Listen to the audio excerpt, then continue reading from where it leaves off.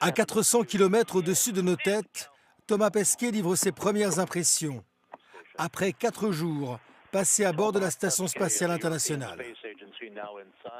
On s'est adapté très vite, on n'a pas été malade du tout, tout le monde se sent super bien. Finalement, travailler en apesanteur, c'est hyper naturel. Au bout de quelques heures, on s'oriente à prendre les virages en 3 dimensions, monter, descendre, travailler à l'envers. Donc tout ça, ça s'est très bien passé. Je dors comme un bébé. En fait, c'est super agréable parce qu'on dort en flottant. Comme ça, on est retenu juste à la paroi de nos petites cabines individuelles qui sont juste derrière la caméra, là, que vous ne pouvez pas voir, avec un sac de couchage qui est accroché au mur et on flotte comme ça. On a les bras qui flottent un petit peu. C'est super reposant. Dans l'espace, le quotidien réserve également des imprévus. Le jeune astronaute a dû ainsi s'improviser plombier pour le confort de la mission. Parfois aussi, il y a aussi des pannes et des réparations. Et par exemple, on a passé une bonne partie de la journée aussi, c'était pas prévu, à réparer les toilettes qu'on cassait dès le 2e jour. Donc ça, c'était un peu la tuile.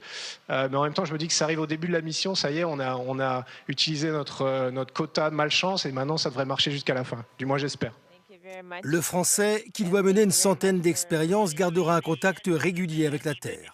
Je parle souvent à mes proches, en fait. On a le téléphone sur IP. Je peux les appeler tous les jours, ce qui est rassurant pour eux. Après m'avoir vu disparaître comme ça dans le ciel sur une fusée, je sais que c'était important qu'on puisse se parler, qu'on puisse se voir. Et puis une fois par semaine, le week-end, on a une vidéoconférence. Et puis la première arrive le week-end prochain. Et j'espère leur faire visiter un petit peu l'ISS, comme je vous la montre un peu à vous aujourd'hui, mais de manière limitée. La mission de Thomas Pesquet doit durer 6 mois. Et à bientôt.